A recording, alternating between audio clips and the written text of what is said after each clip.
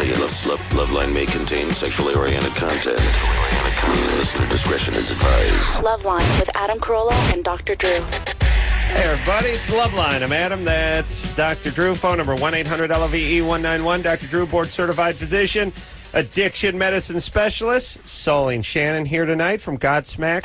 Tickled pink to see you again. I was just, Godsmack is from the Boston area, and I've had such an ass full of guys from Boston over the last about a year and a half.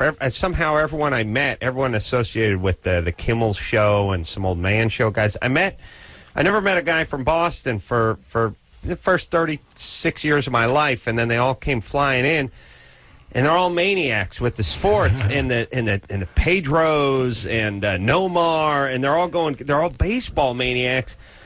And I was so excited to hear that Sully looks at baseball as a pussy sport like I do. and it's like I always yell at these guys when they're living and dying with the Sox game. I always go, pivotal game number 22 in the 168-game season. You know what I mean? Right. 162, whatever it is. How can you live and die on a game number 11, game number 37? There's 160 more games to play. Yeah. Oh, and now preseason. This drive, we're going to talk about Godsmack in just a second, but probably not. All right, maybe not, but this preseason baseball drives me nuts too. It's like, hey, everybody, it's preseason. Do you need a preseason with 160 games? How much warming up you got to do? Like, you got to, hey, we're running a marathon later today. How about we run a 10K before on the way? Now, How about you carry me to the starting line? And then they wonder why their elbows blow out and all that stuff. Yeah, how many games you got to get in before the 160-something games you're about to play over the next 4 years? I'm definitely guilty of being excited last year, though, because I really thought the Sox were going to go to the World Series. I'm with you. I was sucked in. Everyone I knew was drawn, of course, the Boston guys. And then it's I'll tell you, New England fans are fanatics about everything. Yeah. They are diehard people. Yeah.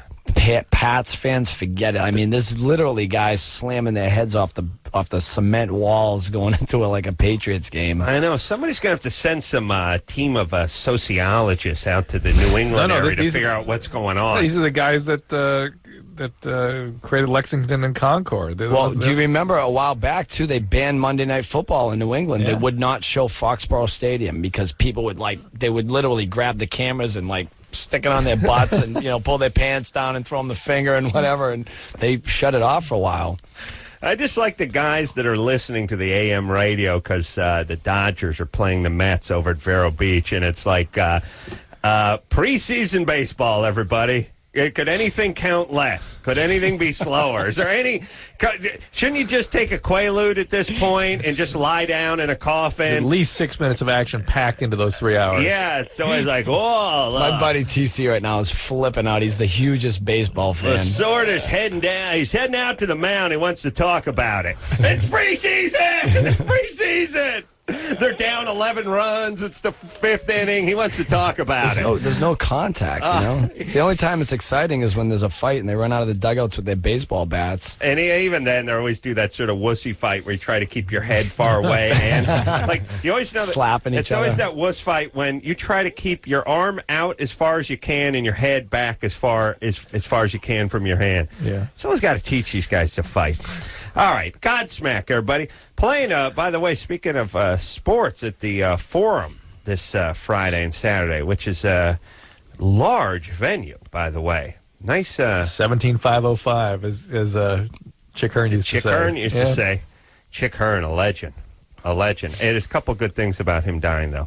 One, well, not good. I mean, it's good. That it's too bad. No, I enjoyed it when Magic Johnson was eulogizing him. Yeah.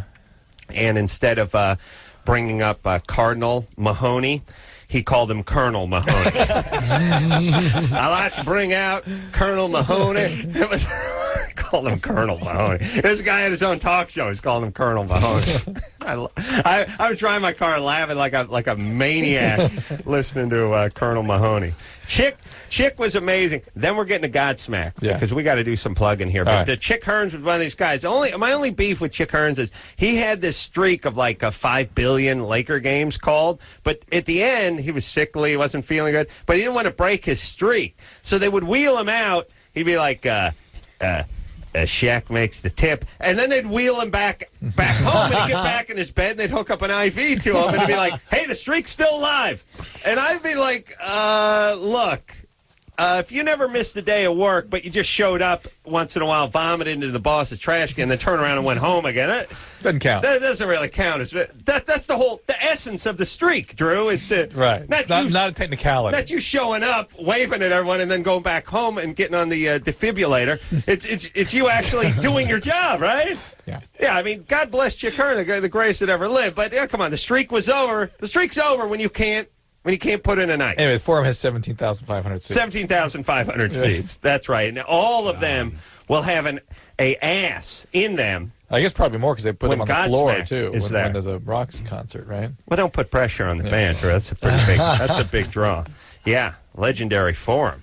For you guys, it's nothing but a lot of history out here. You know, the Lakers. No, it's something for us, especially playing with Metallica. These guys are like our childhood heroes. Oh, really? Oh, yeah. Yeah, what? Definitely. We've never had Metallica in here, have we, Drew? I've run into them a time or two, and they're fun. You should said stuff. Yeah, tell them we'll have them up. Let's get Metallica. Yeah. Tell them we'll have them up. They're the gods of heavy metal. If they're interested in coming up. All right. Oh, yeah. This is Metallica. There you go. All right. What else? All right, we're going to hear something off the acoustic CD, which is coming out in about a week and a half on the 16th. Or maybe that's 2 weeks on the 16th. What the hell's the date today? 5th. A week and a half. 4th. Very cool. Why acoustic? I don't know. Just I guess musicians always dabble around with different styles of music, and we've had so many great songs acoustically that just weren't ever quite right for the Godsmack full-length album because it's always been such heavy rock, and so we just decided to put these ideas down, and we were going to take a vacation because we had been touring for 4.5 years at the time, and and we were going to go to Hawaii as a band because we had never done that. And then the label says, well, we want you to record. And we're like, well, all right, you pay for our vacation, we'll record in Hawaii. Wow. So we ended up getting a label to pay for our vacation and got the acoustic record done. It's nice that you guys were in between scuba diving, living on top of each other for 4 years, and then you decide to go on a vacation together. Yeah, we tried, but they made us work. But it's the whole idea. I mean, most bands are just looking. Everyone's heading in a different direction after that long of touring together. Well, it was good. We got Shannon in the band over a year ago, and it was just a nice bonding moment to get everyone together. And we had taken a year off at that time because we had been touring so much. So it was just a good. It was a good vibe there too. I don't know if anyone's ever been to Hawaii, but it's so amazing out there. It was my first time, and it was. No one's ever been there. It really set the tone for. Well, Elvis was there. Yeah. Where were you, Maui? That forum show's huge for me because I'm from Santa Barbara guy. Oh, really? Yeah, so I've seen Ozzy and stuff at the forum, so I'm psyched for that. Yeah, because if you're in, Ozzy, Santa Barbara has some decent venues, but I don't know if there are Ozzy signs. The Santa Barbara Bowl is about the killer. It's the most killer place to play. Really? Besides Red Rocks in Colorado. I've never been to Red Rocks, and I always wanted to go there. You should go there, man. It's cool. It's magical, really. Let's go there, Drew. They let's go right now. carved the stage out of the mountain, The backstage is like rocks coming out of the walls. That Sunday Bloody Sunday video by U2, you ever see that with the torches? That's Red Rocks. Oh, it is when it's raining and stuff? Yeah. Son of a bitch. I just assume, every time I see them, you know what I thought? I figure, well, it's raining. They must be in Ireland. Right. Like it can't rain in Colorado. Right. Like I always, when I see weather in a video, I think, all right, they must have been on their home turf. Yeah, that guy's accent. Whatever his name, Bono. He's got that accent. Bono. What name is that? Selena? Selena. Yeah. There you go. All right. Is that how you do Selena? About right. All right. What's happening, Selena? Whatever. You're 24. Well, I've been listening to you guys for a while, and I know, Dr. Drew, you're an addiction specialist. Uh-huh. And I've been clean now for about 60 days. Right. And my libido is out of control. What was your drug of choice? Come on, you got to clap for that. What was your drug of choice? Alcohol. Alcohol. Well, what happens early in recovery, are you in a program right now? Yes, I am. Okay, so you're working a program. You got a sponsor, you're doing steps. Yes. Okay, what happens early in recovery is your brain is still trying to use the same system that it's been reliant upon all these years to regulate itself. So when you have unpleasant feelings, when you're dealing with things in recovery, your brain doesn't know any other way to deal with that other than using this reward system that you've been saturating with alcohol. I'm really horny. And the way now you can also activate that is with thrill. Thrill things like sex, gambling, shopping, eating, extreme sports. I combine all of those. What do you call that? Skablackle. I don't know. It's like I'm doubling down. I'm getting a hand job. I'm eating a hoagie. It's crazy. That I got like a big 6-foot sub under my sandwich. I got a hand on my. As long as you don't eat the wrong hoagie. But be careful, son. Dramatic relationships, all sex is really all part of the addictive process. And it's also, if you indulge in those sorts of behaviors, you're missing an opportunity to have the feelings that are coming up behind all that. Because really, recovery is about learning to have feelings again and regulate them in the context of a dyadic experience with your sponsor. Dyadic. The interpersonal experience. Yeah. And so just kind of talk about it, think about it, but don't act on it, okay? All right. I'm saying okay for it. Yeah, a lot of people get sober and then they get into like skydiving and extreme snowboarding. But early in recovery, it's treacherous. Stuff, right? Yeah, early in recovery, that's treacherous. Why? Because that's when the brain is really driving them. The motivational priorities are screwed up from the biology, and it's driving them to do extreme things that they wouldn't otherwise do. No. I see a lot of people things, do like that, and read books or it's something. almost like transferring from one addiction to the next, too. They of course will do that if they're not in recovery. They are guaranteed to do that. But she sort of is containing the behavior. She's working a process, but all these sort of temptations of behaviorally are coming in.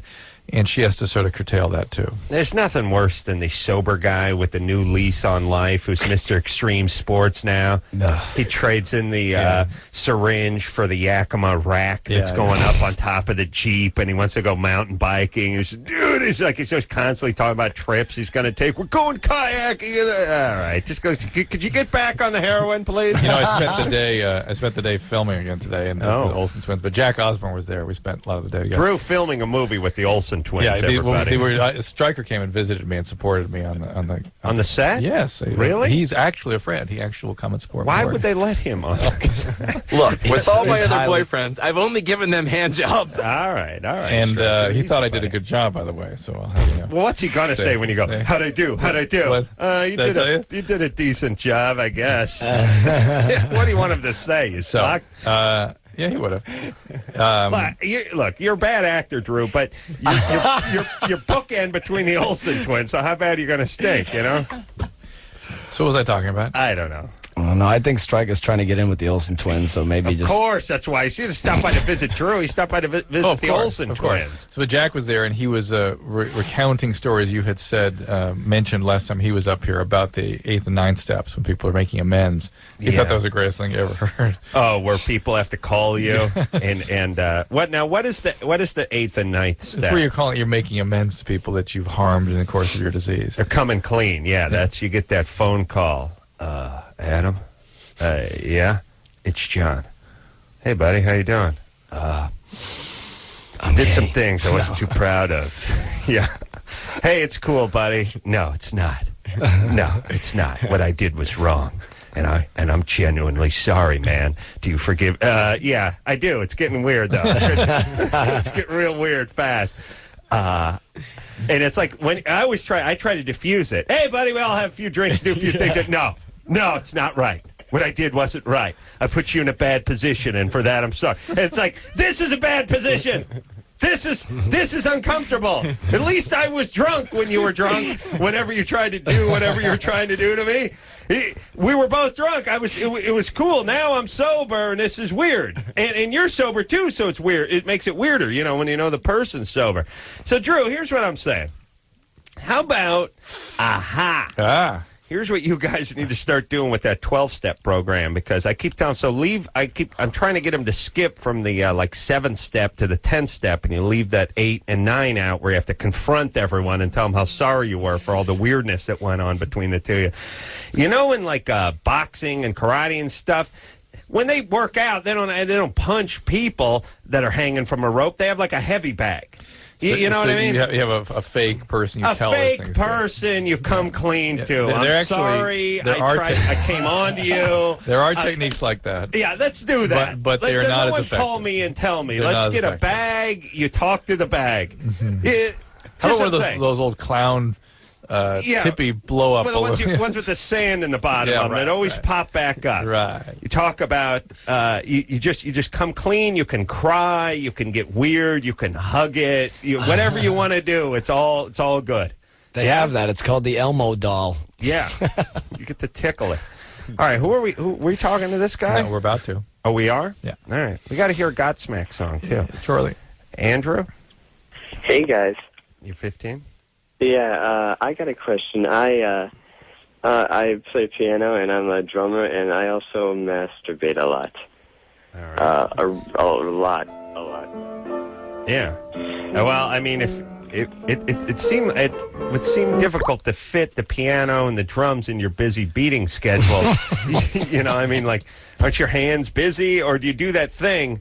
You do that thing where you're beating off and playing the piano. Like someone was showing me this the other day. They're talking about the great keyboarders of the 80s, where they would get the two keyboards and they'd put one over here and one over here, and they'd be rocking and playing it as far away from each other as they could. Right. You know what I mean? Yeah, so everyone knew how hard they were rocking, because they're I was like, why don't they just put them next to each other? They're playing chopsticks in one hand. Yeah, and they're playing all the way. That's a good rocking 80s move. Godsmack, you guys got to get in that thing where you put the dueling pianos. Get a keyboard on one end. The one guy plays them, but he's all splayed out, you know?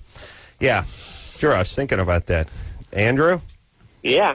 All right, so you're beating off how many times a day? I would say probably 2 or 3. Not too much, but I was diagnosed with tendinitis, and I was wondering if carpal tunnel syndrome and stuff like that could arise from a combination of all 3. I mean, not simultaneously. Well, carpal tunnel. Hold on, this is bogus. Yeah, carpal tunnel is different than tendinitis, but. So what you want in? You have a beater's wrist or jacker's palm, or what do they call that? What's the doctor call that? Spanker's lament. What? Spanker's lament. All right, listen, Andrew's full of crap. No, you're 15. I don't know what your hands got in it, but I'm 39 now, and just starting to feel the effects of the frequent, constant masturbation. That's 30. It's fatigue from the piano. Wouldn't you agree it's probably from the drumming? Yeah, I bet it can happen from drumming for sure. And I'll not tell you, from wanking. the piano too, man. I've been playing a lot of piano recently, and your hands get really tight. You get cramps in your wrists. You get really sore palms. And well, but if you spread the keyboards out far enough, I don't know what he's doing when he's masturbating, but I think it would be some pretty brutal scene if his hands are hurting from it. I think your genital area will be a little bit more sensitive than your tendinitis hand. Since you're here real commonly by the thumb and. It's tough when you have to, when you're done beating off, you have to bend your fingers like pipe cleaners from around your dork. You know what I mean? Just, it's that tough. That's like an old boxer. Yeah. All right. Yeah, it should be a little thicker than your drumstick, dude, probably. Right. That's a good point. That's good.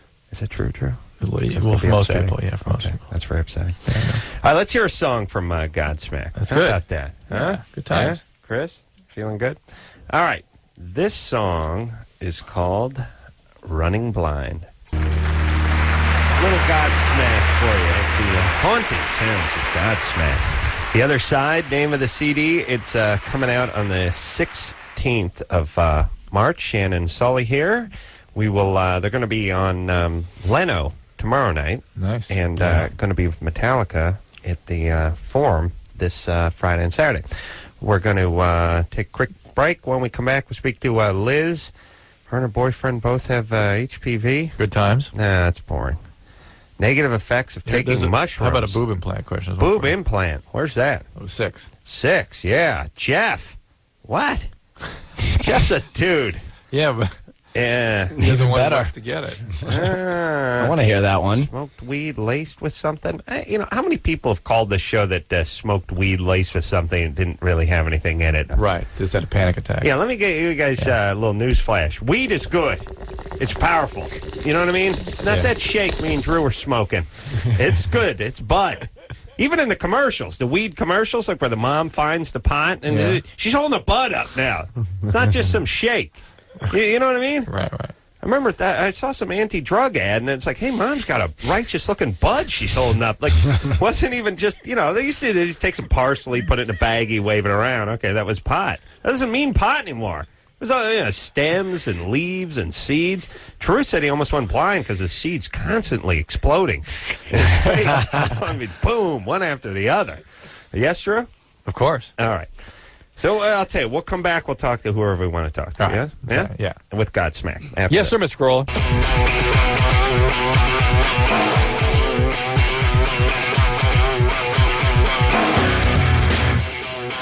Hey, everybody. It's Loveline. I'm Adam. That's Dr. Drew. Just got the nice countdown from Engineer Anderson. 3, 2, 1, go. And then the music cut out. That was weird. That's all right. They were talking, and I was trying to give you time, and then they shut up, and then I put you on. Thanks, buddy. Good times. Look, here's what I love about radio. And Drew, how many times have I said this? The show starts at 10, it ends at midnight, and we get paid. And there's no like, hey, we got to redo that last segment because Adam talked too much about playing the keyboards with both hands. It's done. We already got paid for it. Blah, blah, blah, blah. Yeah, went out in space. Went out in space, and it's done. Yeah. Little words went out in space. Little money went into the wall. That's what we're here for, ladies and gentlemen. And the thing is if something happens to like the transmitter right now, we just go home. We get paid. It's a great gig.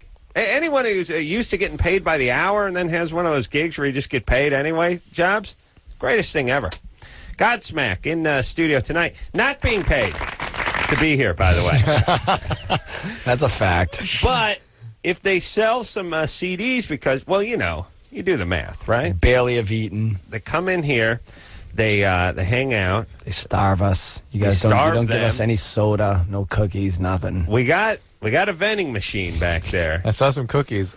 I think they were cookies. Oh, true. I examined those, too. The first I saw a peanut butter cookie, right, and I got excited, yeah, and then I started to read on, and it was like, low sugar, no carb, low sodium, and I was like, all right, look, at a certain point, you know what I mean? It was shredded wheat with, like, it's like peanut ground into it. Someone took a rice cracker, right, ate some peanut butter, and then hawked a loogie onto the rice cracker. That's what it is. That's your peanut butter.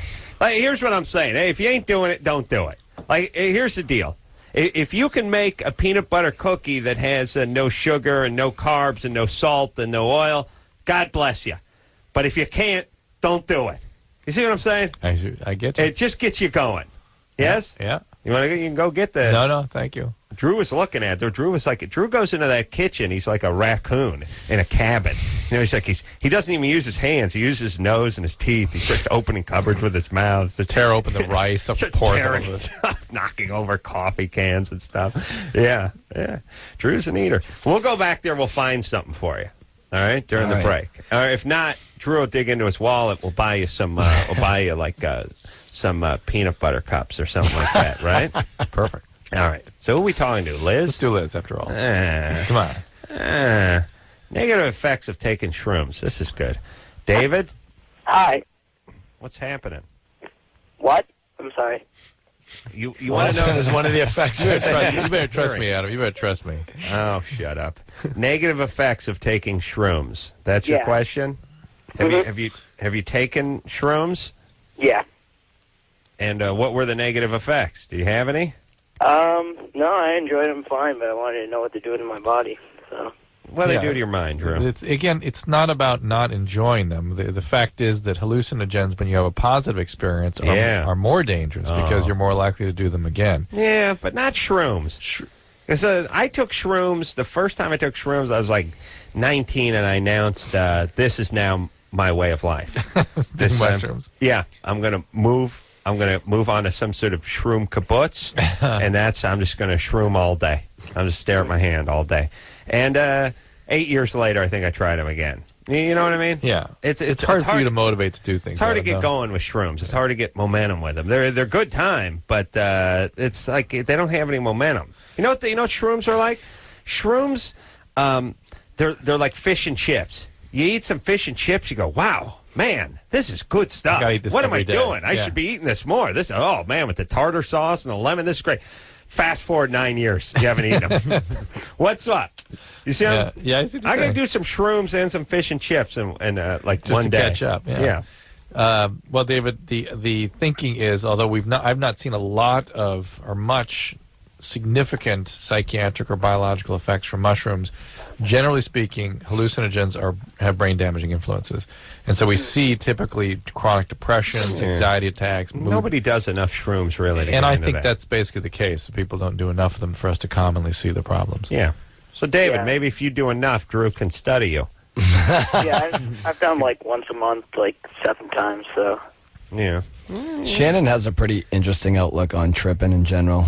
Shannon, what do you got? I think that like everybody should have to trip once. Yeah. Everyone. I agree. And I wish that my parents would have, you know. You look at the trees breathing, the bricks are breathing, you know. Everything's alive. Drew's the man, so he doesn't understand. Plus, Drew's wound so tight that if he ever came undone, it would be a disaster. And unravel all over the place. It would be a bird's nest of emotions and feelings and stuff. It would be a disaster. It would be a disaster, and Drew can't afford that. Drew's like an armature, you know what I mean? He's got your copper wire around him real tight, and if you just snip it, it's going to come. You just stumbled onto $1 million idea right there. You should write a movie about that.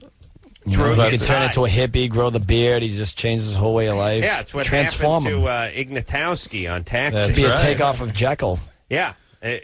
That's the thing. See, you do mushrooms, and all of a sudden it opens you to everything. Man, there you go. No, Drew and I argue about this a lot because he's like, "Oh, you're high. You know, you're not any more creative or any more whatever."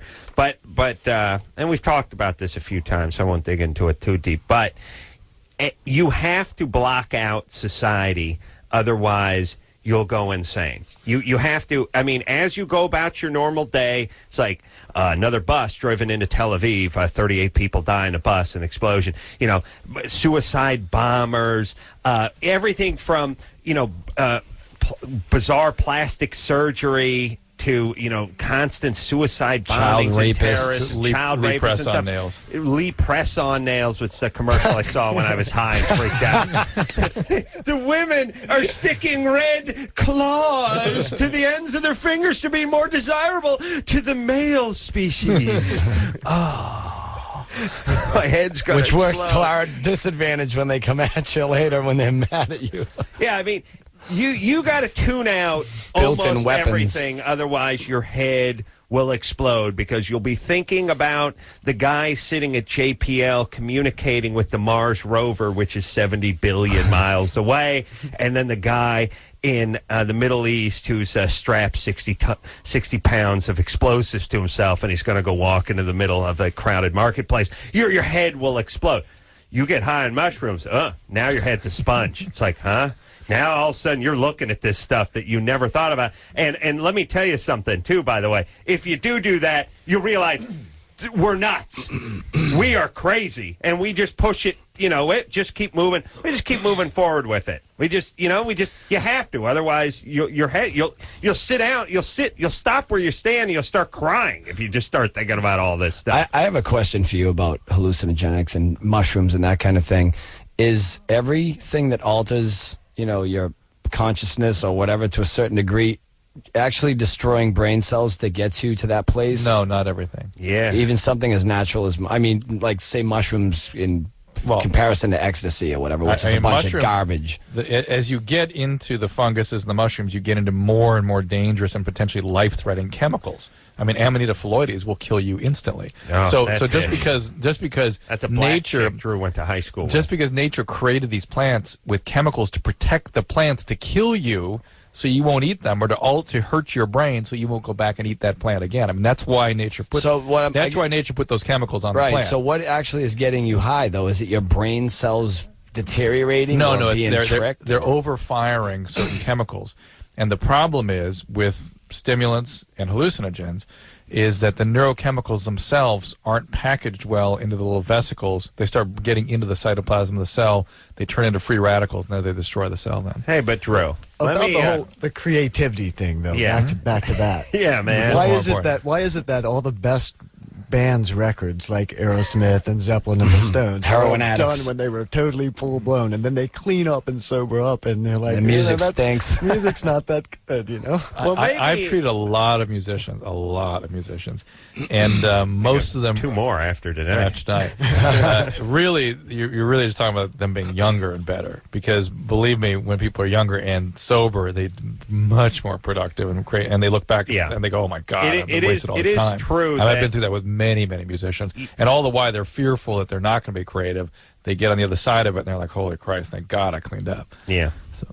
But look at Hasselhoff. He's a sober musician. You know what I mean? You do got to factor that in. The Hasselhoff. That dude couldn't have done a drug in his life, man. This guy probably not so much as smoked a cigarette and listen to music he's cranking out. You know what I'm saying, Drew? Yeah, I want you to think about that long and hard.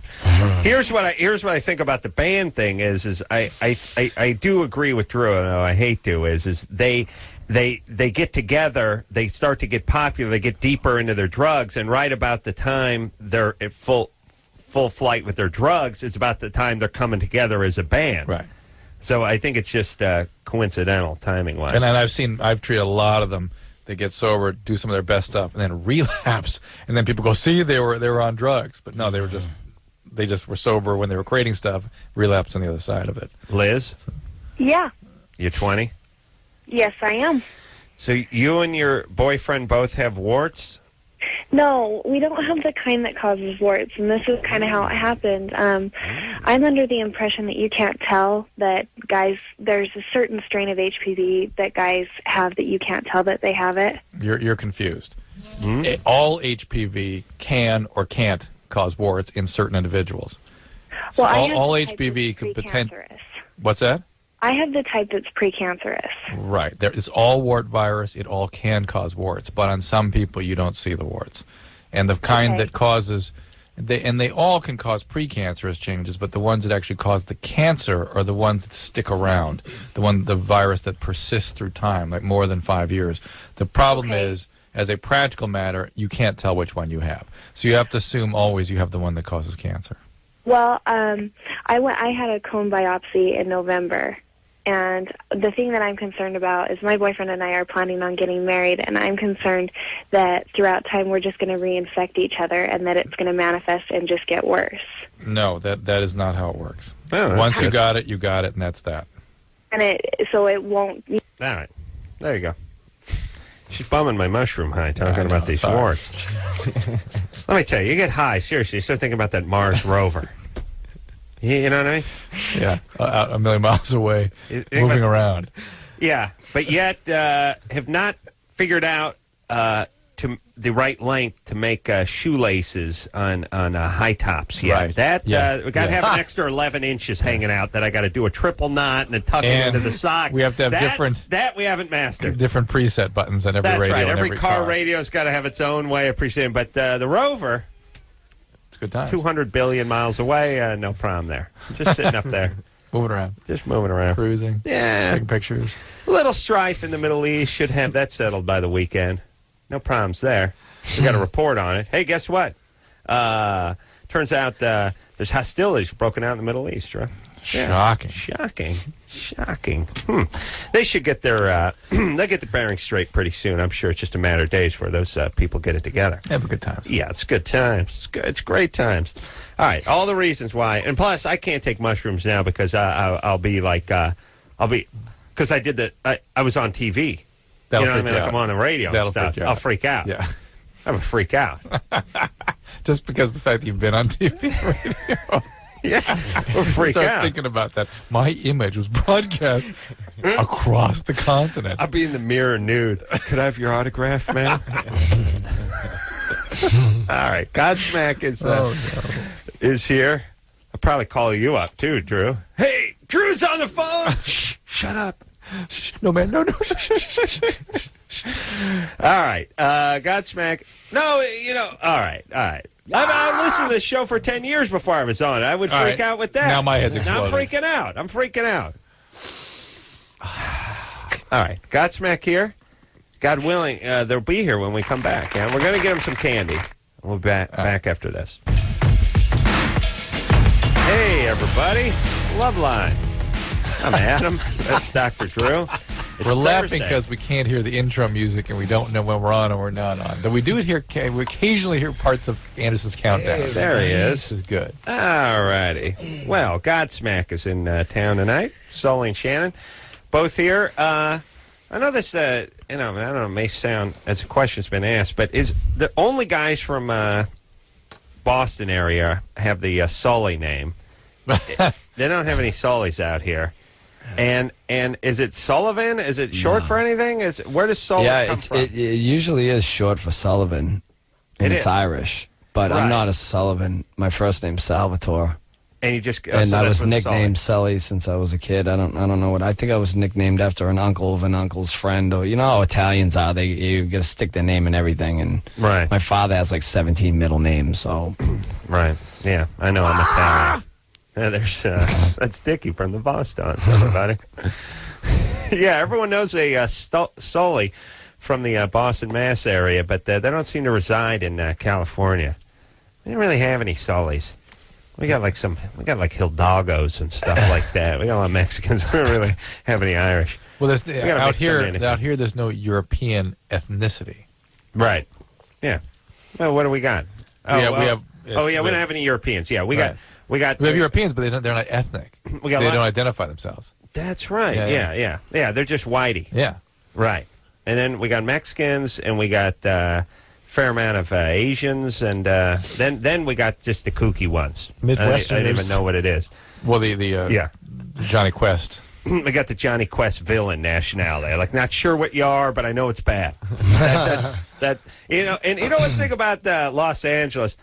Here's how you know you have to move. We got a little everything in Los Angeles. We got a little Ethiopia you can drive through on the way home, Drew. Mm-hmm. Isn't Ethiopia Little Ethiopia, by the way? Don't they already have one? It's called Ethiopia. They got a building higher than 3 stories. That's a Little Ethiopia. Everyone's sitting in the dirt eating. That's Little Ethiopia. Do we need a littler one? It's really having a Little Ethiopia is like having the world's crappiest amusement park on the other side of the country and then opening one here, calling it Junior. Really? You got a sucky cesspool over on the other side of the world over there? We got to open a smaller one here? Why don't we pick a good one? The point is, we got a little everything, no Little Italy.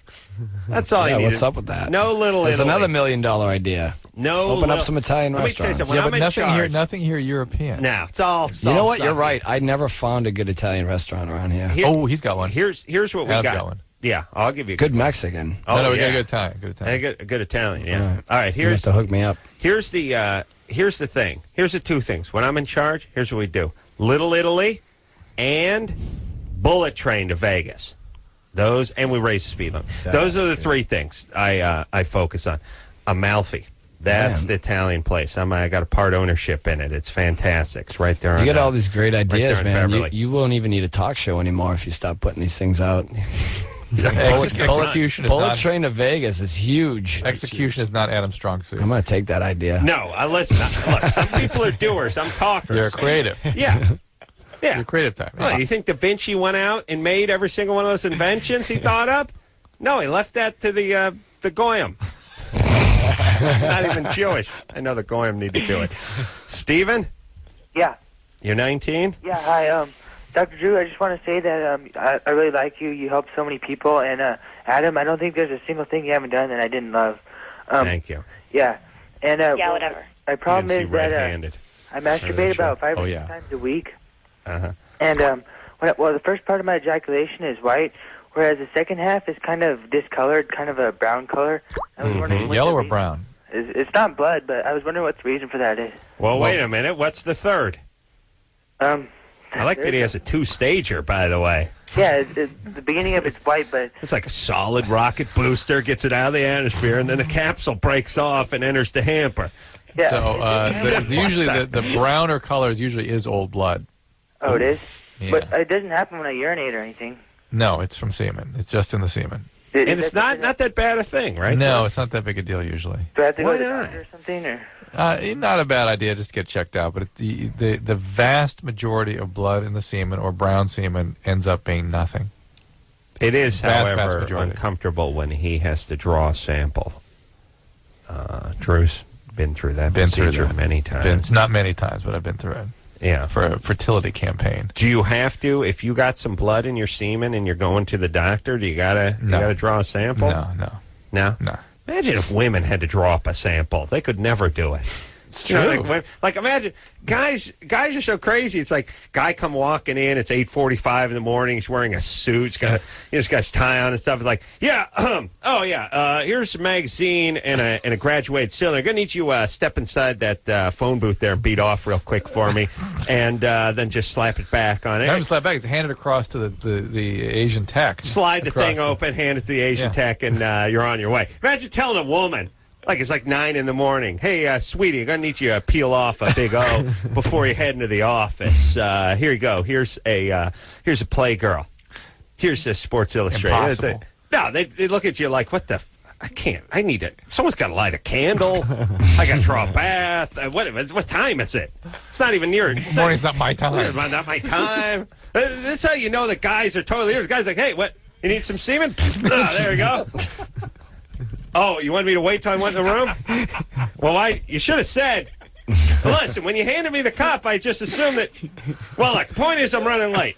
I got to get to a funeral.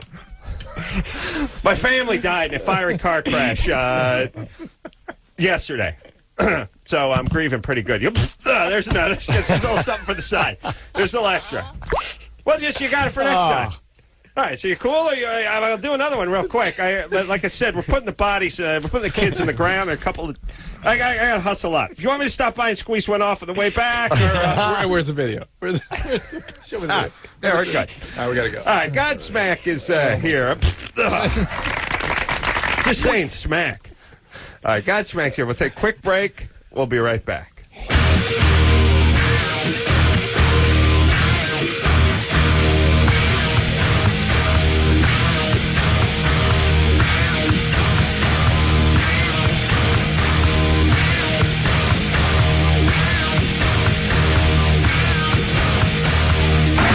Loveline, fastest growing outlaw radio in North America.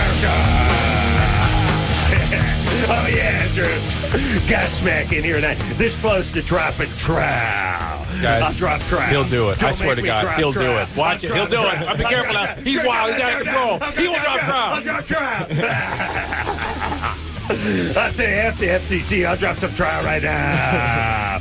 Oh, yeah. Godsmack. Got news and weather coming up the top there. The other side, but it's acoustic, and I'll tell you something, I rock so hard. I don't know what acoustic guitar is, but man, I'll tell you, these guys put it together. I'll tell you, it's great to have back on the show. Hell. Dropping trow. I'll drop trow. Guys, he will drop trow. Be careful. He's wild. News and weather coming up. That's right. I'm going to do a morning show called Dropping Trow with Ace Rockola. Blah, blah, blah. and maybe like assign like 11 words per morning that you can use. And that's it. Yeah. Just those 11 words. Yeah. Yeah.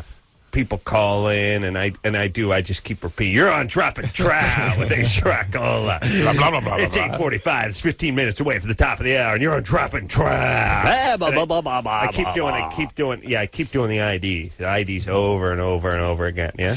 Dropping Trow. And then we do this dropping Trow in the morning. You know, get the singers. Ace Rockola. Well, I want to welcome Godsmack to Dropping Trow with Ace Rockola. Great to have you guys back. Drop trow. Then we get you. Then we get you guys to do liners when we're done, like and like You go like, whenever I'm in you go, this is Sully from Godsmack. Whenever I'm in Los Angeles, I always drop trow to drop and trow with H-Rock. I always drop by and drop trow. And we do it with everybody. Hopefully we get like Pam Anderson, some hot chicks, Whenever I'm in Los Angeles, I'm always dropping trow and dropping trow with it. We get them say dropping trow all the time. Huh? True? So funny. That'd be great. So funny. Just be awesome. Ha ha. Sarah? Yes. You're 20? Thanks. Yes. What do you think of dropping trow with Ace Rock Cola in the mornings? I don't know. What's up, Sarah?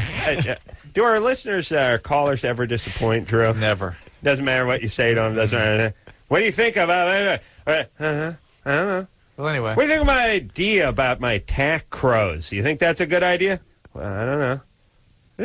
Does it ever happen where someone, hey, you're right, or I disagree, and here's why? And by the way, the strategy is for Ace. Yeah. Is God, that's a great idea. You got to. But kiss anyway, ass. You got to kiss anyway, ass. You got to kiss ass. Yeah, but still. Sarah, what do you think of dropping trow with Ace Rock Cola in the morning? I don't know. I've never done it. Oh. Okay, baby. All right. Well, as like long you as we said, got that they don't straightened out. disappoint, like you said. All right. What's happening? The other thing about never disappointing on the shows, even with the old never disappoint speech, you can come They back. don't disappoint. They do not, no matter what. I would say our callers stick to their guns, except for they don't really have guns. Well, thus the reputation for it never disappointing. That's right. All right, Sarah. Okay. Sarah. All right, here we go. Are you ready? We're ready. Now she's gone. Wow. That's hard. That's cool. She is nevermore. How long was she on hold, Drew? I think about 27 minutes. That's Right, cold. not even half an hour. All right, Drew, what do we do? Cassie? Hi. What's happening, baby doll? About 3 weeks ago, I had a guy break in my apartment and try and rape me. Wow. Was somebody you knew or anything? It just was a random event? It was a random event, and they still haven't caught him. My God. And what's the deal when you break an apartment to rape somebody? Do you have to rape whoever's in there? You know what I mean? What if you get a fat dude or an old lady or something? Was he coming in to rob and just raped incidentally, or what? He came in and announced that he's here to rape, or what happened? Yeah, true. Actually, you know what I mean? He had a squire read it from a scroll. He blew a trumpet. The guy yelled, "Here, he heard." He rang a bell, and then he got buckles on his shoes. Read it from a big, a very ceremonial-looking scroll. Yeah. Cassie, what happened? Do you think, or did the cops think that the guy was like staking out the place, seeing there was a young, attractive girl living there, or something like that? They said there's a tendency that they do that. So he could have been watching me for God only knows how long. All right. And do you live alone? Yes, I'm a full-time high school student living on my own. Ooh. Wow. And I Wow. Yeah. Well, hold on a second. How'd that happen? Just a bunch of bad stuff with my family, and I had the means to be able to support myself, so I went ahead and did it. It was just emotionally better for me. What happened with your family? Just the fact that my dad wasn't showing up, and my dad and my stepmom were arguing all the time, and my dad was drinking again, and I just couldn't take it anymore. Where'd you get the money to move out? My mother died when I was 8, and I get $571 in Social Security money every month. Wow. Man. Why'd your mom die? What happened to my mom? Yeah. She got cirrhosis of the liver. She was an alcoholic. Mm-hmm. Fantastic. Wow, it sounds like a horrible family. How does the $571 come in, though? Like, does your mom have some sort of pension from her Social work Security. or something? It's Social Security money. I'm still... Honest. Wait a minute. Why am I... What? Who? She was... Wait. Before your mom became an alcoholic, was she a drug addict? Yes, she was before I was born. Yes, there we go. Because to have cirrhosis at that age means she had hepatitis C, probably. Right? I guess so. And then she was disabled from all of this, and that's how she got on Social Security, and then the child keeps it going. You see? No, my mother, before she was disabled, she wasn't drawing Social Security then. I know, but she was disabled, and that's why she went under Social Security. That's how Cassie got it. All right, well, hold on a second. You know, I know Cassie got assaulted and has had all these horrible things happen to her. I still understand why she's getting paid. I mean, wouldn't that stop when you were 18, by the way? Not because I'm a full-time high school student. I get to reapply until I graduate. As long as she maintains full-time student status. All right. To me, it's, look, if you're 26 and you're junior in high school, you're out. You know what I'm saying? Yeah. Well, I'm sure there's restrictions like that, all right. but I'm not a... All right, so your mom passed away, and then even though you were living with your dad and your stepmom, you were able to get this, were you getting this money all throughout? Yes, I was, but my dad put it in an account, and he ended up spending it all because he got himself in a debt again. All right, hold on a second. What do we got to do with this government? Yeah. You know, the dad socks the money away that we're giving him, the $500, whatever, because the junkie mom killed herself, and now this guy just spends it all on booze, or gambling debts or whatever. What's going on? Yeah. I mean, listen, I'm not. I feel bad for Cassie and everything, but how's this work? You know what I'm saying? Mm-hmm. No one else outraged? Mm-hmm. Okay. All right, Cassie. Yes. So now you're living on your own because your dad's back into the booze, got a horrible stepmom, and a guy broke in, but now what happened?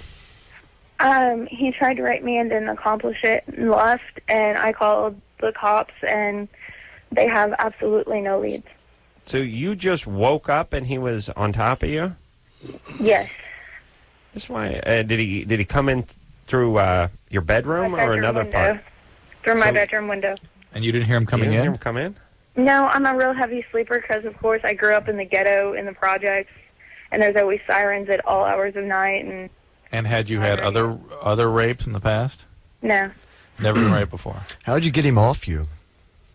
He got up on his own will. I was so scared. I was afraid if I did anything, he would kill me. So I figured that, as long, let him do what he has to do. It's the only way I could live through it. Okay, so you froze. Yes. Okay, a freeze reaction means previous abuse. That's what that means. Yeah, what happened in the past? You're good, My dad used to get violent when he was drunk, but that's all and eventually that scared you. You learned you sort of got freeze reactions from that, huh? Yeah. Okay, and this was the window locked and stuff? Did the guy break something? Apparently the locks on the window were turned, but they weren't catching where they were supposed to catch. So he just slid the window open? Yes. All right. Well, yeah, you got to put a stick in there, Well, I'm not in that apartment anymore. They moved me to a second-floor apartment. Good. Oh, that's good. All right. But you're obviously... Well, tell the person who lives under you to put a stick in there, because now they're in the rape unit. Right. I'm not sure if they call it rape unit. I think they moved it. I'm not a landlord. I would probably leave rape. I'd just call it, unit G, not rape unit G. You know what I mean? Yeah. That's what you're into. Yeah. Maybe keep a stick behind your door, too. That's not such a bad idea. All right, so... With a knife under my pillow now. Cass, you had a horrible, horrible life thus far. But the good news is you didn't get raped. Yes. And you got $519 a month. And you're going to be graduating high school soon? Yes, I'm going to be graduating May 22nd. All right. And then, do you have any friends? Yes, I do. I have quite a few friends. After you graduate, you should move out with one of them. I actually have one of my friends is moving into the apartment I'm living in now. A male or a female? After graduation, because right now he lives about 50 miles away in Bummer. Oh. She dropped the F word on there. Yeah. But by the way, he moving in with her is going to be a bad guy. Yeah. She's going to select a bad guy to move in with her. Let me give this tip to everybody beside locking their windows. Put the little barrel bolt on the door, especially as a young lady, because you will wake up with drunken roommate dudes standing over the bed at some point in the relationship. You know what I mean? Yeah. Or we've always heard these stories of the guy, I woke up, the guy was standing at the foot of the bed, shadowy figure that broke in through the kitchen window kind of thing. Right. Put that little barrel bolt on the door. It works good. Or not even those little ones that flip. What are those? It's like a little hinge. Yeah, that one. That's okay, too. Just those anything. things are always a mess, though. Yeah. Whatever you want. I mean, here's the deal. It's not going to stop, the Hulk. crazed junkie Yeah. from kicking the thing in, but it's definitely, you're not going to wake up and have someone standing at the foot of your bed. It's, $3 at the True Value Hardware store. But that little lock. How come no one talks about this? I'm the only guy who's ever thought of this. Lock the goddamn door. Plus, you can beat off with peace of mind. You understand? Never now, would I be now you've just swayed the whole male population to this idea. I squeezed one off with my maid over the other day, and that's that's confidence. That's with the VCR going. That's pride and confidence. Yeah, but that's mainly confidence. It's I know this is pathetic, but when the maid, I squeezed one off with the maid over, and again, if the door wasn't locked, it couldn't be done. Would have been disaster. Potential disaster. The point is, you would have taken forever because you were worrying about it. Then it would have been a disaster. No, she wouldn't have barged in on me, but I couldn't have focused. Right. Do you see what I'm saying? Yeah. See, I like that element of danger. She might walk in, so I'll leave the door unlocked purposely. What's the criteria for sex addict? I'm hoping she'll walk in. Are you kidding? Are you kidding, Anderson? I've been telling Adam he's a chronic masturbator and sexually addicted for years, and he will not discuss it with his therapist. I got one off. Think about that. One this week. That's nothing. He will not discuss it with his therapist, Anderson. Why? What do you think? Humiliate the man. Why don't you pay your therapist to listen to the show? Maybe you can get some progress. Oh. Why don't I pay you to run the show and not talk on it? You don't pay me. That's why I said, why don't I? All right, shut up, Anderson. One beat this week does not a sex addict make, Drew. How dare you? Yeah. Here's the problem, though. I'll tell you the real problem. Cleanup. That's the real problem, because the hamper's empty because she's taking it downstairs into the basement there, and I got nothing. And I, no give myself. socks? I got the sock, but what do I do with it now? Now it's the lone crusty sock that's sitting on the. This may be shocking to you, it. but how about toilet paper? Paper towel. Or bypass the paper, go directly into the toilet. Oh, man, no, that means getting up. Can you ruin the moment? Oh, I do it on my knees. That's movement. Paper towel, man, lay it right on the Paper towel. towel's You and nice, Shannon are one of a kind. Have two, The toilet? one mind here. You got both give the universal sign when you're talking about it. Shannon, You can do like our bass player and just stand in the corner. Yeah. It's good to be versatile. It's good to be able to do it kneel in front of the toilet. It's good standing in the shower, on the bed. You never know. I'll squeeze one off jogging in place every once in a while just to keep the edge. You know what I mean? You ever get one off in traffic? Yeah, it's happened. Mulholland a stick shift, he said once. Yeah. That's why I'll use the driving simulator for it. I'll train constantly. You know what I mean? Yeah, you're good. The old one knee. I stay ready. I stay ready so I don't have to get ready. You see what I'm saying, Drew? Yeah. Yeah. You might, yeah. See, because, Drew, when that terrorist attack hits and you got to beat off and you're not ready, don't come crying to me. Don't come crying to me. Yeah? Yeah. Yeah. That's right. I'm beating off in the car. I'm in the shower. I'm on the run. I'm boarding up windows and beating off. I'm on the move. Just bring that up with your therapist. Just touch on it. Just mention it. Drew. Just bring it up. Sure, no big deal. No big deal. So once a week. No problem. I got one this week. One or two this week. We got to move forward, Drew. Yeah. This show's not about us. Yeah. No But doubt. the idiots that call the show. All right? Leanna, Yeah? you're 16? Yeah. up? First of all, I just want to tell you that I love you guys, and I fall asleep to you guys every single day, every single night, and Thank you. I just love you guys. Thanks, Leanna. Okay, so I met this guy 2 years ago at camp, and, we've kept in touch throughout the year, and we talk on the phone almost every night. Hang on. 2 years ago? Yeah. So you didn't see him this last summer? No. I met him 2 years ago, but I saw him last summer. At camp? And the last time I saw him was Valentine's Day. We got together for that. Where does he live? Oh, he lives in Vermont. Woo, and you're in Chicago? Yeah. What kind of camp were you guys at? It was like a Zionist camp kind of thing, yeah. Mm-hmm. Wow. That's Anyway, a Jew camp? so I was thinking, haven't the Jews had enough trouble with the camps? You know what I mean? Like, it seemed like that's something they would want to avoid. Hey, it's back to the camps, Moisha. Yeah. Let me give the camps a break for a couple more years. We get a little bad taste in our mouth about the camp. You know what I mean? It's funny. Jewish camps are big. It's big business, and you just think, really, that would just. It's like blacks. We want to get you on these party ships where we chain you together, put you in the hull, and sail you. You know what I mean? This is something like we pick some cotton there, buddy. Got cotton picking camp. Come on, blacks. Come on. Like, doesn't it seem like camp? Just I don't know. Yeah, maybe it's just me, as I'm very sensitive to the plight of all men. Yes, I've always thought especially that. my own. Yeah. I just every time I hear the Jewish camp thing, I picture the train pulling in. Yeah. All right, Leanne. So what's the deal? Okay. Well, so we talk really often, and so when I saw him at Valentine's, I completely fell in love with him, and I really thought that he felt the same way. You know, he told me that he loved me, and I was positive that he did. Mm-hmm. And then, I knew that he was like a flirty kind of guy, but then when I saw him at Valentine's Day, it was at like a convention. And he was flirting with all the other girls, and I didn't really think too much what kind of convention was it at? What do you mean? Well, you said it was at a convention. Oh, yeah. Well, the camp is run by, like, a youth group. Mm-hmm. So the youth group has conventions and, like, activities throughout the year also. All right. So it was just one of those. So anyway. you saw him at a convention, and now he didn't seem to pay attention to Well, you? kind of. I mean, like, since... Or is it he had other girls taking his attention? No, he was flirty, but it was like a joke. Like, he was like, oh, I'm just kidding, and, I like you the best, and if I tell the girls that I love them, I'm just... Like, I love them like friends, and I love you for real. And then, okay. Well, hold on a second. Yeah. The guy lives in Vermont, right? Yeah. Do they allow Jews in Vermont now, Drew? Camps. Okay. Leanna? Mm-hmm.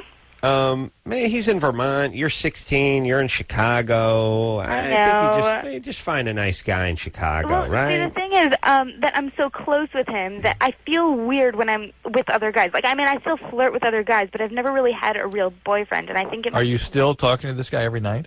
Well, not every night, but at least 2 or 3 times a week. And the thing is, since the convention, like, I've only spoken to him like twice since Valentine's Day, really, and he keeps on making up excuses like, "Oh, I forgot to call you." All right, he's reeling it in. Yeah. Do you think I'm just reading too much into it, or is he just being like a teenager? You're not reading enough into it. You're not reading enough into it. It's over. Yeah. You think? Absolutely. Yeah. Sorry, baby doll. Oh. I know it's sad. Yeah. But it you know needs to happen. It needs to happen. Here's the thing. You were 14 when you met him. You're Jewish, right? Yeah. All right. So that means you're smart. I hate to say it, but the Jews are really intellectually, they're superior to the rest of us. Okay. They just are. They're smarter. Let's face it. All right. Now, so you can understand more so than our normal 16-year-old Goyim would calls the show that this is over, and even though you're going to feel some pain, it's for the best. Because he lives too far away, and this thing would come to an end soon anyway, and you're just drawing it out. Better just to get a clean break here, save some face. Don't call him. Leanna, the idea that being in love is going to sustain is fantasy. How many married couples do you know met when they were 14? 0. That's right. 0. Because if they met when they were 14 and got married, they got divorced very quickly. Right. 15 or 16. That's right, by 17. Right. Or the fact that people had girlfriends, boyfriends when they were teenagers. Yeah. They concluded, and then they fled. But this is good. Adult This is what you're supposed to do. It's a mitzvah. You're supposed to meet some guy. It's a mitzvah. It's a mitzvah. You're supposed to meet him at the old bowling alley. The old bowling alley. Hang out for a little while, and then move on. That's good. And as far as he goes, his head should grow in the ground like an onion. Yes. Yes, Drew? Yes. And his teeth should fall out. And in its place, hair should grow. All right, so we just put some good Jewish poxes on him for screwing with you. Godsmack is here. They know nothing about Judaism, by the way. I'm like an honorary Jew. I'm in. Yeah. I mean, Drew's half Jewish, so he's hip. My step-grandpa was Jewish, so and I know Adam's a what's going comedian, on. so you have to pretend you're Jewish. Right. Otherwise, they kick you out of show business, because that's what those people control. Yes, Drew? Yeah. We'll take a quick break. We'll come back. We'll hear something from Godsmack. Great. All that after this. Loveline. I'm Adam. That's Dr. Drew. 1-800-LOVE-191. Sully and Shannon here tonight from Godsmack. Guess how many records Godsmack has sold over the years, Drew? 5 million. 10 million. Oh, that's not true. Millions. Where's my money? That's not true. CDs. That's worldwide. That's worldwide. That means L.A. and parts of Canada. That's the whole world. You understand? Yeah. Bro? 10 million CDs. Let's talk to Alex, who's 19. Alex? Hey, how's it going? Good. What's happening? Not much. So, I have a band, and we've been playing together for 4 or 5 months, and we're still nameless. Who cares? That's right, who cares? So anyway, You're nameless? Trying to come up with a name. Yeah. And I suggested Drop Trow, and they thought it was hilarious. That's a good band name. Yeah, Drop Trow. Yeah. So the screener's like, you got to call it Dropping Trow, but I don't know. Drop Trow sounds kind of a little better. Well, I just signed a band called Dropbox. Oh, really? Yeah, I just started a record label called Realign Records off of Universal, and they're called Dropbox. Wow. Maybe we could get them on a double bill with Drop and Trow. Maybe even a 7-inch split, you know? Dropbox, Drop Trow, the split. Yeah. I don't know. What's he talking about? It's a 7-inch single that two bands will rap. They'll split it. Right. Wow. Drew, come on, get hip, would you, buddy? I can tell you everything. 7-inch split, you know what that was? That's a good name for a band. 7-inch split. Yeah. There you go. Hey, speaking of bands. Yeah. Aren't we going to listen to a song? No. Yeah, No, we're not going to do that. Yeah, come on. Hey, Alex. Yeah. Thanks there, buddy. Yeah, I like Drop Trow. Dropping Trow. I don't know. Who do you guys like? Drop Trow. Drop Trow. Okay. Or DT. Oh, yeah. You can abbreviate it if you think All right, it's that's so good. DT. Yeah, DT. Yeah, Drop and Trow rocks. How'd you get your name? Yeah, and then when they say, like, they're You got to think of the big arena chant. Drop, trow, trow. You know, if it's dropping, trow, it kind of ruins the vibe. Right, you're right. Drop, trow. The lighters and stuff, then the lights go down and the place goes nuts. And 2 syllables is always good. Yeah. Yeah, and then he comes on and he yells. And he drops trow. I hear Chicago knows how to rock, but he hits rock really hard and everyone goes nuts and more drop trow. Yeah? Yeah. Yeah. All right, let's see. All right, Drew. Come on, buddy. You know what? You're jealous. Am I? Of what? Of whatever I got. Okay? Yeah, dude. Yeah. All right. It takes a big man to admit it. Let's hear a little something from Godsmack. Is that yes? Yeah. Yeah. All right. I got their second song written down here. What did I do with it, Drew? Did I put something on it? Here it is. This baby is called Realign. That's Godsmack. The Other Side, name of the CD, coming out in a couple of weeks, and you're listening to Droppin' Trow Morning with Ace Rock Cola. Godsmack, who never stopped by the Droppin' Trow studio. Drew, what are you doing? Dropping Trow Studios. That's funny. All right, let's... very nice sound, by the way, the acoustic sound. Thank you. Thanks. We will... are you going to do anything acoustic with not in front of a Metallica crowd. Oh, yeah. That's smart. How dare you? Yeah. That's like committing suicide on stage. It's a good point. It's a good point. All right. Carl? Yeah, hey. Hey, what's going on over there? Oh, sorry, I just listened to Blood, Sweat, and Tears, sorry. What are you listening to? Yeah. Whatever. Tears. Blood, Sweat, and Tears. And When I Die, that's one of my favorite songs. Smooth. And When I Die. We know what that song is. Oh. I've played it on this show a few times. I was getting in trouble. What's happening? My friend who wants to be wants to be my girlfriend, and the problem is that I weigh a lot, and I weigh about 280, and I'm 5'10". You're fat. Yeah. Drew, please. You know. And it runs in my family as an overweight and drinking. And I was wondering what I can do to keep it off, or to either have surgery, or to just. Well, you want to get it off, and then you're overweight. True, we understand. Have you tried dieting? Yes, and it doesn't work because the family, they have food, unhealthy food around the house all the time. You guys should turn them on to the Atkinson's diet. Yeah, Atkins. Atkins, yeah. Yeah, what about the Atkinson? That's why he used to live in New Hampshire. That's Did the Atkins guy die from his own diet? No. No, he just... I'll tell you why that I thought of that. My mom's a nurse as well, and she has some friends that were flight attendants that were overweight, and they did it. And I met one guy that was actually a video editor that when I met him, he was, he's 6'1" or whatever, and he was fairly normal sized then. And he told me, he's like, oh man, you should have seen me 2 years ago. I was like 260. And I'm like, really? Mm-hmm. And he told me that he didn't do it. He went on it because it's a short-term diet. I mean, right, because you will gain the weight back if you try to eat normally after that. So it's a reasonable way to lose weight, but ultimately you have to get on a calorie-restricted balanced diet. Yeah, well, this is a completely bogus call, and I just want to say hi to you guys. All right. Well, all right. Whatever. All right. I hope something bad happens to him now. Liar, whore, and you know it. But I do kind of like a guy who just says it's a bogus call. Yeah. And I like the guy who gets tired of his own bogus call. Yeah. I like that guy. Like halfway into it, loses interest. We have those guys every once in a while. Like, huh? So you want to lose weight? Oh, yeah. I'm bored now. I like that. All right. Somehow that was supposed to have been funny. Yeah, but that's the whole thing, too, by the way. If you're going to, here's the object of a bogus call, is to figure out something that's very far-fetched and get us to buy it. Yeah. Yeah, you calling up and saying, hey, I'm heavy, I'd like to lose some weight, is not really much of a stretch. Mm-mm. I mean, it you know what I mean? You can call 911 and tell them there's a body on your front lawn, and the cops will show up. You know, that's not a prank call. The idea is to get an exterminator to agree to come over and exterminate your morbidly obese wife because she has ants. That's a prank call. Yes, Drew? Yes. Yes.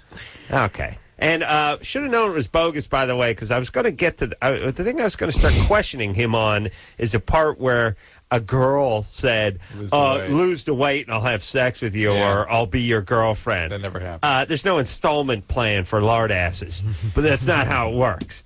A chick, like it said, the question said, popular pretty girl agrees to. Yeah, it's not like the fat ass shows up and goes, hey, at 6 months when I'm down 60 pounds, I can nail you, right? Yeah, sure. Yeah, sure. I'm going to need that in writing, though. Okay, I had some papers drafted up. Could you just put your signature there?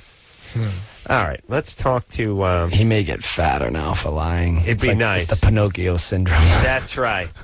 Just his penis gets smaller and his gut gets bigger. Jeff? Yeah. You're 19? Uh-huh. Your fiancé wants a boob job. Yeah, she wants to get enlargements, and I don't think it's a good idea. I've never liked the idea of it. It's just not healthy. And yeah. I say whatever makes you happy when you look in the mirror, man. You know, if she is really unhappy with her own body. But I mean, yeah, it's just... Her parents don't want her to do it neither. She don't live with them anymore, but they don't like the idea, and I don't think it's... How old is she? 20.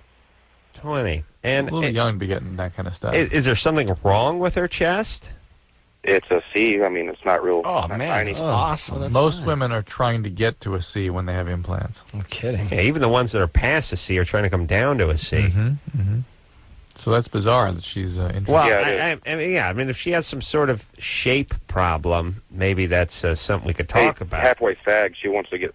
she's not wanting to get them larger. She's wanting to make them raise. All right. Well, that is another issue, by the way, that you could have brought up half hour ago, Jeff. All right. I wouldn't care the difference. Well, what I'm saying is if you say, hey, I got a 20-year-old girlfriend, she's hot, she's a C cup, she wants to get a boob job, it's like, no.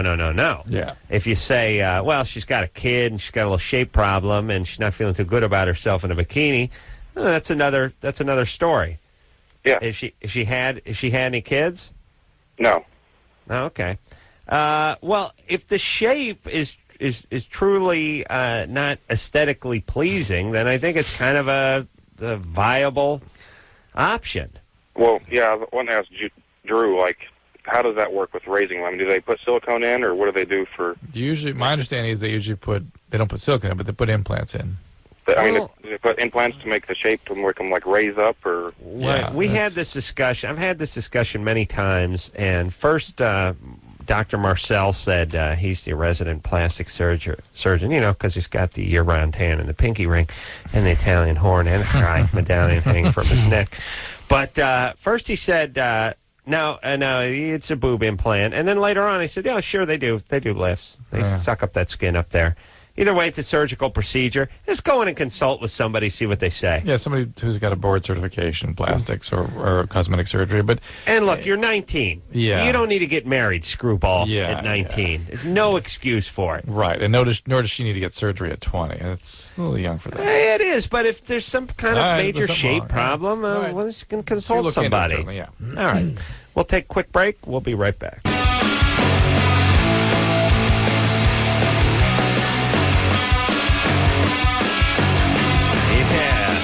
My song, Drew. There you are.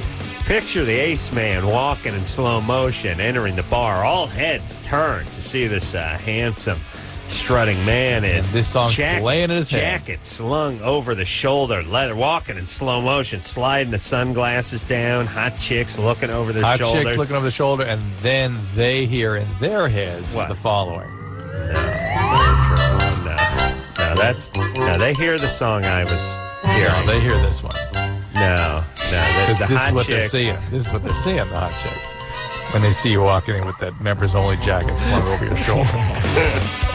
Yeah. Some guys at the pool table looking scared, you know what I mean? Like, oh, man, hope he doesn't come this way and kick my ass. Yeah, slow motion walk. Hey, Adam, ask Godsmack. Never gets old. How Never they gets got old. their name. I know how they got their name. They got their name from a song from the Soundgarden. Where'd you get your name, guys? Close. Oh, our name. Yeah. Yeah, close. It's we were not even close. Yeah. I don't know. It said that somewhere. When we first started the band, we were doing a photo shoot one day that we had set up ourselves. We weren't signed yet, so we were paying for it. And the drummer came in a rehearsal that day, and he had a huge cold sore on his lip. And me being the wise guy that I am, I was just ranking on him all day, telling him he shouldn't be kissing other men and blah, blah, blah. And he didn't say anything, He just kind of took it like a man. And then the next day I came to rehearsal, and I had this huge cold sore on my lip in the same spot. And my guitar player said, see, God just smacked you for making fun of him. Oh, so okay. It was kind of redefined as like instant karma, But initially it was Alice in Chains that had a song that inspired, I see. Because it says here the band is named after an Alice in Chains. I knew it was one of those Portland. Yeah, we just kind of redefined Yeah. it. You make fun of someone for their hair falling out and your hair starts falling out. Yeah. That's a Godsmack. No, that's why I never have a negative thing to say about anybody. No, you never do. Except for the cards to call the show. Except for that. All right. Let's call, let's talk to Sherry, who's 22. Sherry? Hey, What's happening, baby doll? not much. What's Hi. your question? Yeah. Okay, I need help. All right. All right, I have 3 guys that like me, and they are all sweet, and they all have good morals, good goals, everything.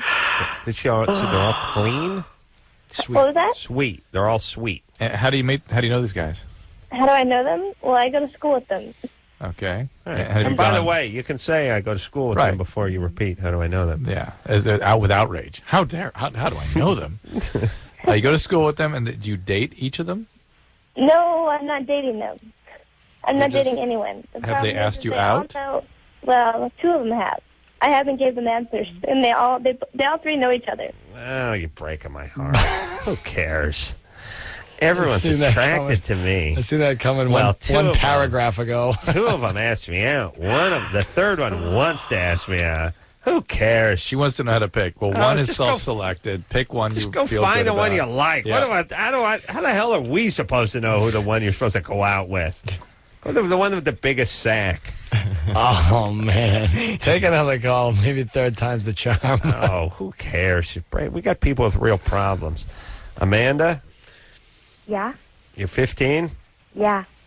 And by the way, how do you have, picture yourself seeing 3 chicks and not knowing which one you were most attracted to? Again, difference between men and women. That's right. Oh, really? Because, I would know. It'll take all 3.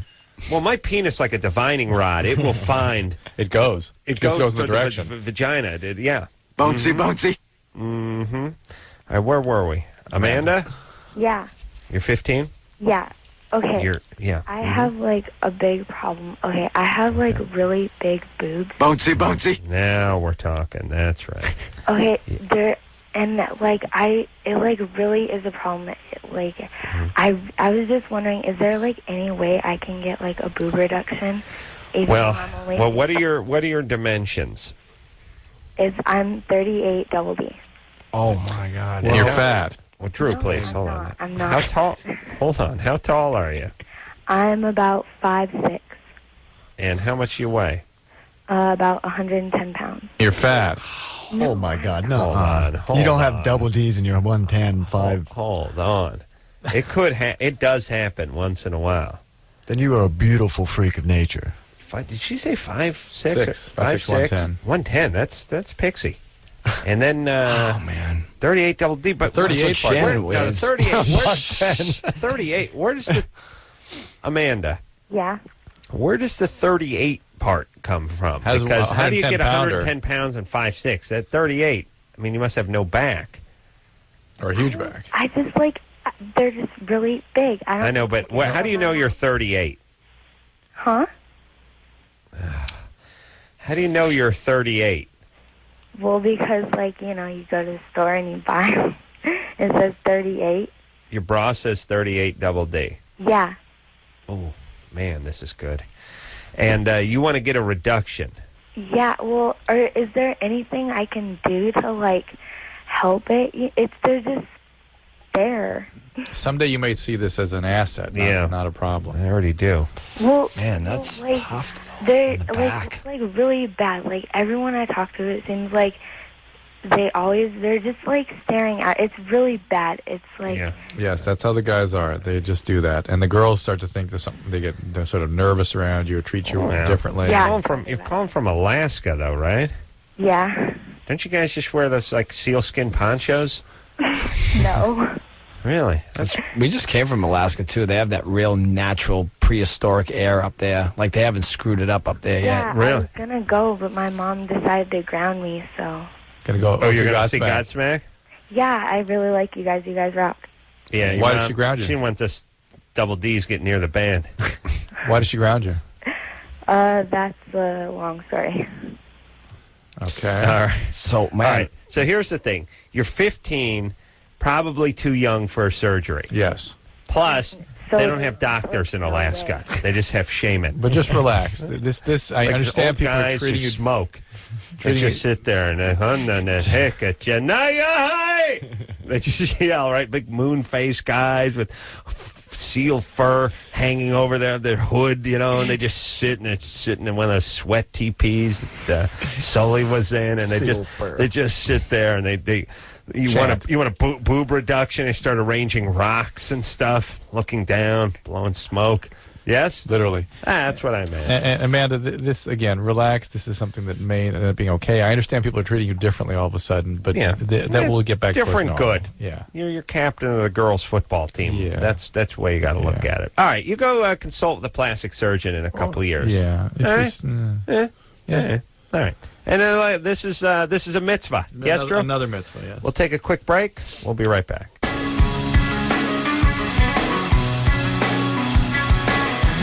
Hey, everybody. That's the show. What do you know? Big Fat Week. Dead and Gone.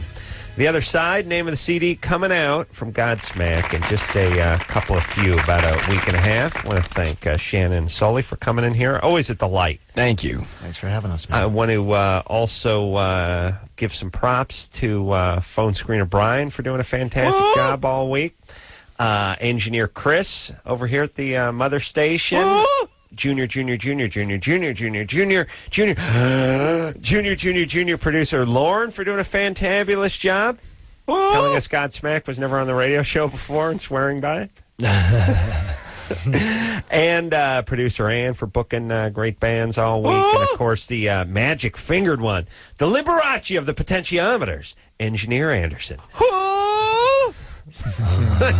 So, until next time, this is Adam Carolla for Dr. Drew saying mahalo. You guys should turn them on to the Atkinson's diet.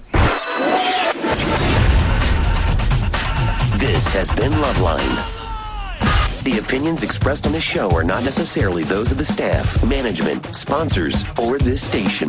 The producer for Loveline is Ann Ingold. Loveline is a presentation of Westwood One Entertainment.